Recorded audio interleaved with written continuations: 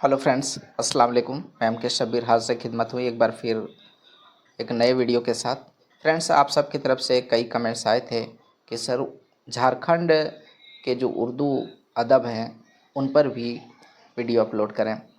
तो friends, grammar का part भी चल रहा है, मॉक टेस्ट का भी चल रहा है और उसके साथ अब ये बहुत इम्पॉर्टेंट बात है कि झारखंड में उर्दू अदब का क्या मुकाम है, उर्दू अदब किस तरह यहाँ पर तरक्की याफ्ता हुई और कौन कौन से बड़े मुसन्निफ़ हैं, और ये सारे बहुत इम्पॉर्टेंट टॉपिक्स हैं। यहाँ से क्वेश्चन बनेंगे ही बनेंगे, क्योंकि अगर आप पहले भी देखें तो झारखंड में उर्दू अदब इस टॉपिक से बहुत सारे क्वेश्चन लिए गए हैं पहले के भी वैकेंसीज़ के जो एग्जामिनेशंस हैं।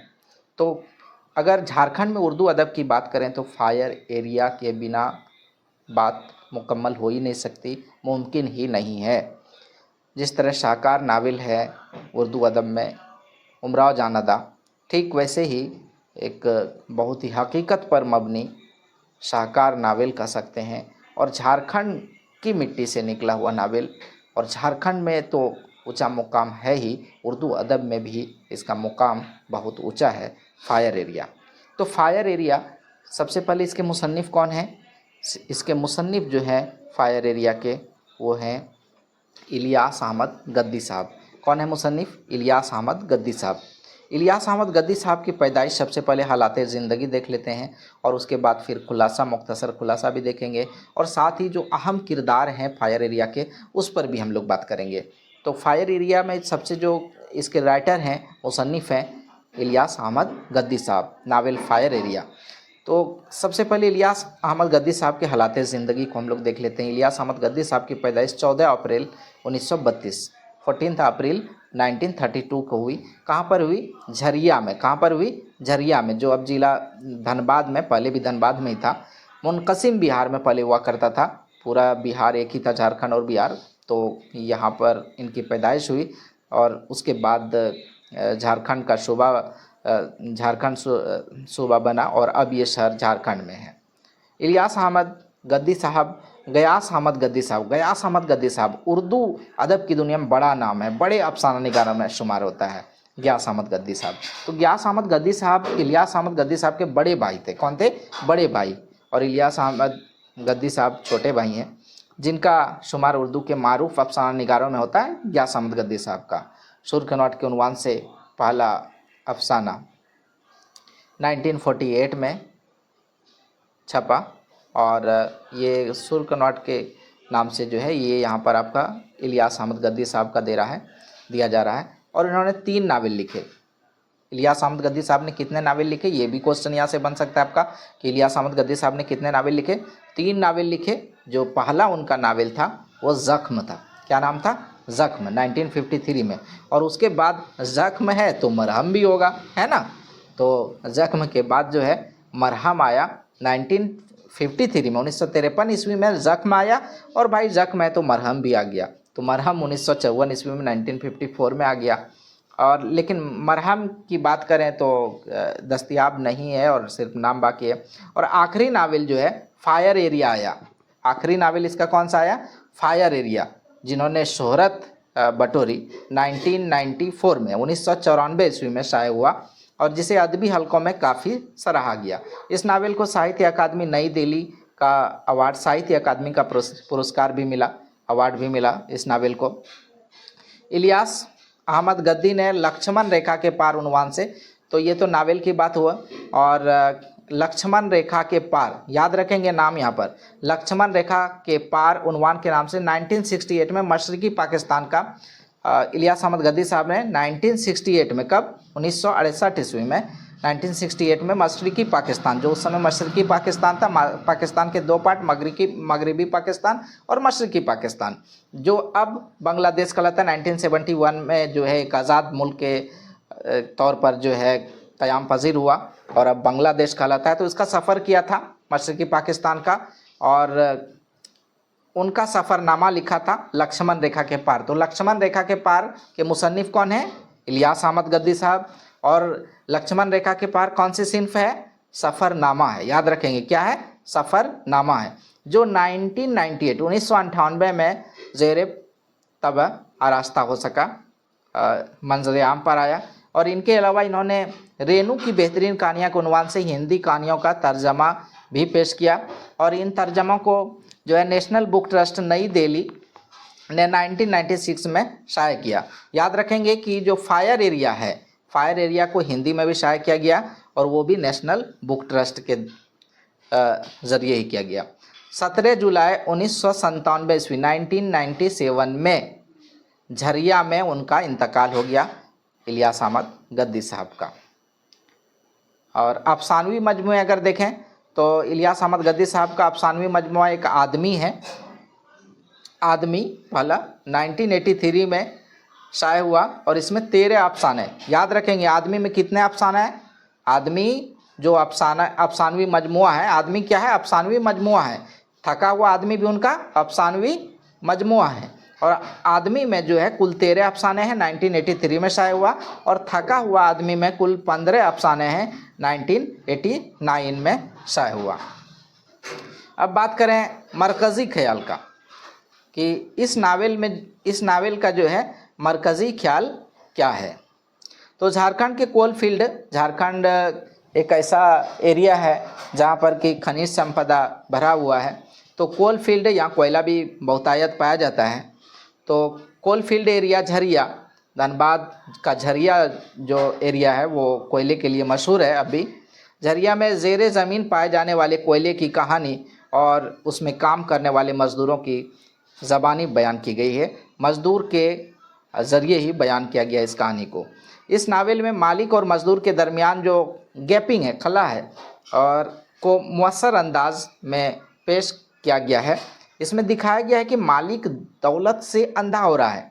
मालिक क्या हो रहा है? दौलत से अंधा हो रहा है। लीडर अपना हिस्सा लेकर ऐश कर रहा है। ठेकेदार मनमाफ़ी कीमत वसूल करके लाखों में खेल रहे हैं। माइनिंग का अमला जो है रिश्वत के रुपयों से आसूदा हाल है। सिर्फ और सिर्फ परेशान कौन है? मज़दूर हैं। पसीना बहाने वाले इन खानों में कौन है? मज़दूर हैं। खून जलाने वाले इन खानों में कौन है? मज़दूर हैं। लेकिन परेशान भी कौन है? मज़दूर हैं। क्यों परेशान हैं? तो इलियास अहमद गद्दी साहब ने इसी तरफ इशारा किया है, इसी हकीकत को पेश किया है अपने नावल फायर एरिया में कि क्यों परेशान है, उनके साथ क्या रवैया अपनाया जा रहा है। माइनिंग का अमला रिश्वत के रुपयों में आसूदा हाल है। सिर्फ मज़दूर, बस सिर्फ मज़दूर को अपने पसीने की कीमत नहीं मिलती और अपने थूके हुए खून का मुआवजा नहीं मिलता। ये पूरा नावल मज़दूरों के मसाइल से बहस करता है। जिन लोगों ने खून और पसीने से ज़मीन के अंदर का काला सोना, ब्लैक गोल्ड या ब्लैक डायमंड कहा जाए, काला हीरा निकाला जाता है, उनको उसमें सिर्फ थोड़ा सा हिस्सा मिलता है। तो इन्हीं के खून पसीनों से, मज़दूरों के खून पसीनों से काला सोना निकाला जाता है, लेकिन हिस्सा इनको नहीं मिलता, बहुत थोड़ा सा हिस्सा मिलता है। और बाकी कौन ले लेते हैं? ठेकेदार ले लेते हैं, यूनियन लीडर ले लेते हैं, सरकारी महकमा के पास चला जाता है, और इनको इतना सा हिस्सा ही मिलता है कि बड़ी मुश्किल से उसकी जो रोज़मर्रा की ज़िंदगी है, उनकी जो ज़रूरियात है वो पूरी होती है बड़ी मुश्किल से। कोई बीमार पड़ जाए तो उसके लिए पैसे उनके पास नहीं है कि उनकी इलाज अच्छी तरह से करा सकें, इतनी मुश्किल उसके सामने दरपेश है। हालांकि वहीं पर काम करते हैं और उन्हीं के खून पसीनों से काला जो सोना है वो निकाला जाता है, और सब जो है माला माल है उन्हीं के खून पसीनों, उन्हीं के मेहनत के वजह से। इस पूरी कहानी और इसके ताने बाने को बड़ी ही खूबसूरती के साथ किरदारों के ज़रिए इस नावल में इलियास अहमद गद्दी साहब ने पेश किया है, और यही इसका मौजू है। खुद मुसन्निफ ने अपने इंटरव्यू में इसकी वजाहत की है। तो इस दर्द को समझा है, इस दर्द को बरता है इलियास अहमद गद्दी साहब ने। सिर्फ इन्होंने नावल नहीं लिखा, इन्हें महसूस किया है, और इसलिए वो अपने इंटरव्यू में खुद कहते हैं कि मैंने जब नावल लिखना शुरू किया तो मुझे मालूम था कि उर्दू नावल के सरमाए में बेशबहा ज़ख़ीरों के जहन पर असरअंदाज होता है, लेकिन वह घुट घुट कर ज़िंदगी का जहर पीने पर मजबूर होते हैं। ये तमाम चीज़ें बचपन से लेकर अब तक मेरे जहन में अच्छी तरह पेवस्त हो चुकी है। फायर एरिया 3 अबवाब पर मुश्तमिल है। यहाँ से आपका क्वेश्चन बनता है कि नावल फायर एरिया कितने अबवाब पर मुश्तमिल हैं? तो 3 अबवाब पर मुश्तमिल है, और तीनों अबवाब में 3 अलग अलग कोलियरीज़ की दास्तान पेश की गई। तो 3 कहानी पेश की गई है, 3 अलग अलग दास्तान तीनों अबवाब में पेश किया गया है। तो जो एक कहानी है इसमें आज़ादी के बाद का, ये भी क्वेश्चन आपका बनेगा यहाँ से कि कितने कहानी आज़ादी के पहले का या बाद का। तो दो कहानी जो है, दो कहानी ये आज़ादी के पहले का, दो आज़ादी के पहले का और एक जो है आज़ादी के बाद का। एक कहानी आज़ादी के बाद का है। इसमें शुरू से आखिर तक बेशुमार वाक़यात, हादसात, मेलनात, रवैये ज़हूर पज़ीर होते रहते हैं, जिनकी अपनी अपनी कहानी होती है, जो किसी को आगे बढ़ाते रहते हैं और पढ़ने वाले को अपनी गिरफ्त में लिए रहते हैं। किरदार की अगर बात करें, अब आइए देखते हैं कि अहम किरदार कौन कौन सा है। तो सहदेव जो है मरकज़ी किरदार है नावल का। नावल का मरकज़ी किरदार कौन है, ये पूछा जाएगा क्वेश्चन आपसे कि नावल का मरकज़ी किरदार कौन है। सहदेव है, ये नावल का मरकज़ी किरदार है। कभी वो मामूली सा काश्तकार था, खेती बाड़ी का काम करता था, अपने गांव में रहता था, लेकिन थोड़ा पढ़ा लिखा हुआ था और पढ़ा लिखा होने की वजह से वो अपने फ्यूचर के बारे में, अपने मुस्तकबिल के बारे में और अपने बच्चों के मुस्तकबिल के बारे में सोचता था कि उनका मुस्तकबिल कैसे बना जाए, उनका फ्यूचर कैसे रोशन हो सके। वो अपने मुस्तकबिल को संवारने के लिए गांव को छोड़ देता है, काश्तकारी को छोड़ देता है और कहाँ आ जाता है, कोल फील्ड आ जाता है, ताकि कुछ पैसे कमा सके, कुछ पैसे जोड़ सके और अपने फ्यूचर को बना सके, अपने बच्चों को पढ़ा लिखा सके। वह पढ़ा लिखा हौसलामंद नौजवान है। वह नावल में शुरू से आखिर तक एक मजदूर और मजदूरों का हमदर्द बनकर रहता है। इस तरह कारी को इसके किरदार से हमदर्दी पैदा हो जाती है। इसका किरदार एक अच्छे आदमी का किरदार साबित होता है, क्योंकि वह अपनी बिसात भर मजलूमों के लिए कुछ ना कुछ करता रहता है। यही वजह है कि वह हुकूमत, कोयला माफियाओं, ठेकेदारों और गुंडों में से किसी का भी साथ नहीं देता।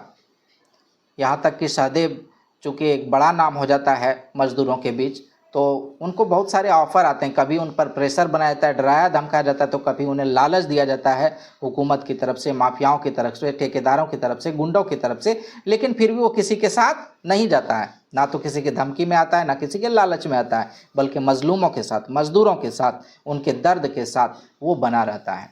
अब दूसरा जो बड़ा किरदार है वो मजूमदार का है। ये दूसरा अहम किरदार है। ये भी एक पढ़ा लिखा नौजवान है, समझदार मजदूर का हमदर्द है और ये एक बाशऊर दानिश्वर है। सहदेव का मुखलिस दोस्त है, सहदेव के साथ हमेशा रहता है और उसका मुआविन है, उसके हर काम में उसकी मदद करता है। वो इस तरह की नुक्ताए नज़र का आदमी है। वो पूरे नावल में एक मसले का रोल अदा करता है। जो तीसरा अहम किरदार है वो है खतुनिया का। किसका है? खतुनिया का। लेकिन अगर देखें तो निस्वानी किरदारों में सबसे अहम किरदार खतुनिया का है। इस नावल के निस्वानी किरदारों में सबसे अहम, सबसे दिलचस्प और मुअस्सर किरदार खातून उर्फ खतुनिया का है। वह एक कम पढ़ी लिखी खातून है, लेकिन अपने फ़राइज़ से बखूबी वाकिफ़ है। कभी अपने फ़राइज़ से चश्मपोशी नहीं करती, पर्दा नहीं करती। वो जानती है कि उनके फ़राइज़ क्या हैं। कभी अपने सवर रहमत मियाँ की मौत के बाद भी हिम्मत नहीं हारती है और वो घरेलू देहाती ज़िंदगी को छोड़कर कोल फील्ड आ जाती है ताकि कुछ पैसे कमा सके और ज़रूरियात पूरी कर सके, बच्चों की भी ज़रूरियात पूरी कर सके। तो मजदूरी करने निकल जाती है और अपनी बाकी ज़िंदगी में निहायत ही सब्र व इस्तकामत का मुज़ाहिरा करती है और गैर मामूली हिम्मत, मोहब्बत और बसीरत का सबूत देते हुए अपने अहल व अयाल और घर वालों के लिए सहारा बन जाती है। और अब जो चौथा जो अहम किरदार है, और भी बहुत सारे छोटे छोटे किरदार आते हैं, उन पर भी हम लोग बात करेंगे।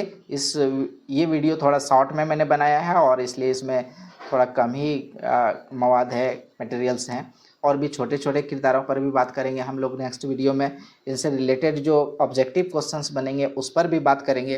तो चौथा अहम किरदार की बात कर रहे थे, वो किसका है? काला चंद का है। इस नावल में ये एक ऐसा किरदार है जो अपनी ज़मीर की आवाज़ पर खामोश नहीं रहता। कई बार ऐसा होता है ना कि लोग कहते हैं कि मतलब वो सारी चीज़ों को समझ रहे हैं, वो गलत को गलत मान रहे हैं, लेकिन खामोशी इख्तियार कर लेते हैं क्योंकि वो किसी परेशानी में नहीं पड़ना चाहते हैं। लेकिन काला चंद का किरदार ऐसा नहीं है। काला चंद का किरदार है कि वो अपनी ज़मीर की आवाज़ पर खामोश नहीं रहता। और हालांकि वो हालात के सितम ज़रीफ़ी का वो भी शिकार है, जिस तरह और मजदूर शिकार हैं, सहदेव शिकार है, मजूमदार शिकार है, खतुनिया शिकार है, उसी तरह काला चंद भी शिकार है हालात का। शराबनोशी की आदत भी है उसके अंदर, लेकिन मसीहाइयों की हिमायत का जज्बा उनके अंदर मौजूद है और अपने साथी सहदेव को अली उल ऐलान का देता है। उनके साथ हमेशा बना रहता है। सहदेव और उनका एक डायलॉग जो है बहुत ही अहम यहाँ पर दिखाया गया, बताया गया है कि सहदेव तुम हिम्मत का बात करता है, हम कपिल सिंह जैसे आदमी को घोल कर पी जाता था, मगर दुख तो तोड़ देता है। देखिए उसके अंदर का दर्द यहाँ पर किस तरह महसूस हो रहा है कि हिम्मत हमारे अंदर इतनी है कि बड़े से बड़े आदमी को भी अगर वो गलत पर हो तो उनको घोल कर पी जाएं। लेकिन अब थोड़ा कमज़ोर पड़ता हुआ दिख रहा है यहाँ पर कालाचंद। क्यों? क्योंकि दुख तो तोड़ देता है। वो कहता है कि वो इतना उसके ऊपर दुख बीता है, दुख ने उसको तोड़ दिया है, लेकिन फिर भी कालाचंद हमेशा क्या करता है, अपने ज़मीर की आवाज़ को सुनता है और उस पर खामोश नहीं रहता बल्कि आवाज़ उठाता है।